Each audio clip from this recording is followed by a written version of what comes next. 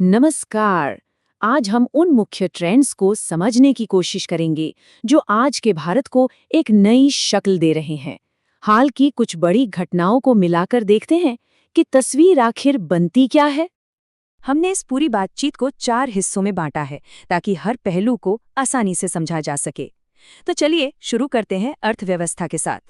सबसे पहले बात करते हैं भारत की अर्थव्यवस्था की, जो अपनी सबसे बड़ी ताकत यानी अपने लोगों के दम पर आगे बढ़ रही है।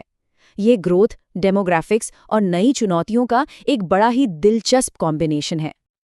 तो देखिए, एक हालिया सर्वे क्या बताता है कि भारत की 40% से ज्यादा आबादी युवा है। अब भले ही जनसंख्या बढ़ने की रफ्तार थोड़ी धीमी हुई हो, लेकिन ये जो इतनी बड़ी युवा आबादी है ना, ये एक बहुत बड़ा मौका है। इसी को कहते हैं डेमोग्राफिक डिविडेंड, मतलब एक ऐसी जबरदस्त वर्कफोर्स जो इकोनॉमी को एक नई उड़ान दे सकती है। और यही युवा वर्कफोर्स कहीं ना कहीं अर्थव्यवस्था को और फॉर्मल बनाने में मदद कर रही है। इसका एक सीधा सबूत है जीएसटी कलेक्शन, जो लगातार नए रिकॉर्ड बना रहा है। साफ है कि ज्यादा से ज्यादा कारोबार अब टैक्स के दायरे में आ रहे हैं और इकोनॉमिक एक्टिविटी भी बढ़ रही है। लेकिन हाँ, इस आर्थिक कहानी में एक दिलचस्प मोड़ भी है। एक तरफ देखें तो जो जनरल स्टार्टअप्स हैं, उनकी फंडिंग में थोड़ी कमी आई है, पर दूसरी तरफ डीप टेक का सेक्टर है। मतलब वो स्टार्टअप्स जो एआई या बायोटेक जैसी बहुत एडवांस टेक्नोलॉजी पर काम करते हैं, उनमें पैसा जमकर लग रहा है। तो ये एक तरह का विरोधाभास है।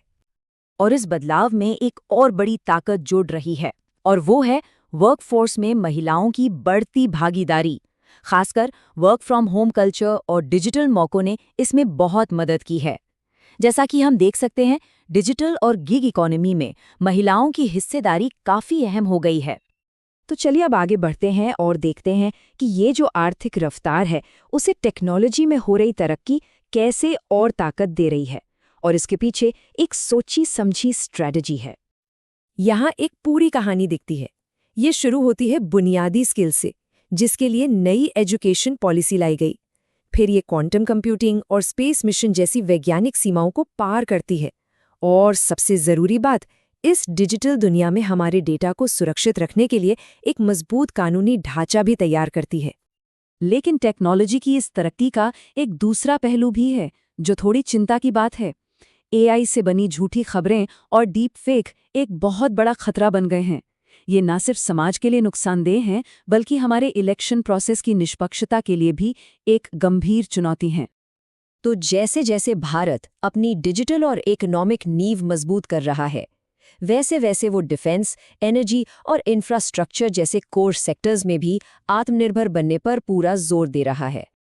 इसका सबसे बड़ा उदाहरण है डिफेंस सेक्टर में मेक इन इंडिया। इसकी वजह से न सिर्फ डिफेंस एक्सपोर्ट ने रिकॉर्ड तोड़े हैं, बल्कि देश में बना पहला एयरक्राफ्ट कैरियर आईएनएस विक्रांत भी अब पूरी तरह ऑपरेशनल है।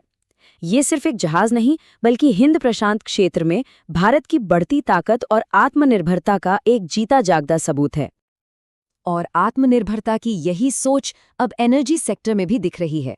रेलवे को पूरी तरह से बिजली पर चलाने से लेकर देश में बड़े बड़े सोलर पार्क बनाने तक भारत एक सस्टेनेबल भविष्य की तरफ तेजी से कदम बढ़ा रहा है। और हाँ, ये मजबूती सिर्फ बड़े बड़े इंफ्रास्ट्रक्चर प्रोजेक्ट्स तक सीमित नहीं है। इसका एक और जरूरी पहलू है समावेशी विकास। आकांक्षी जिले जैसे जो खास कार्यक्रम है, वो ये सुनिश्चित कर रहे हैं कि तरक्की का फायदा देश के हर कोने तक, खासकर आदिवासी इलाकों तक भी पहुंचे। अब आखिर में देखते हैं कि इस जटिल और कई बार बहुत ही अनिश्चित ग्लोबल स्टेज पर भारत अपनी जगह कैसे बना रहा है। देखिए, ग्लोबल स्टेज की जटिलता का एक ताज़ा उदाहरण है ग्लोबल हंगर इंडेक्स। इसकी रैंकिंग ने देश में न्यूट्रिशन की स्थिति पर एक ऐसी तस्वीर पेश की जिस पर एक बड़ी बहस छिड़ गई। हालांकि भारत सरकार ने इन नतीजों को सिरे से खारिज कर दिया। सरकार ने रिपोर्ट बनाने के तरीके और उसके डेटा की सटीकता पर ही गंभीर सवाल खड़े किए।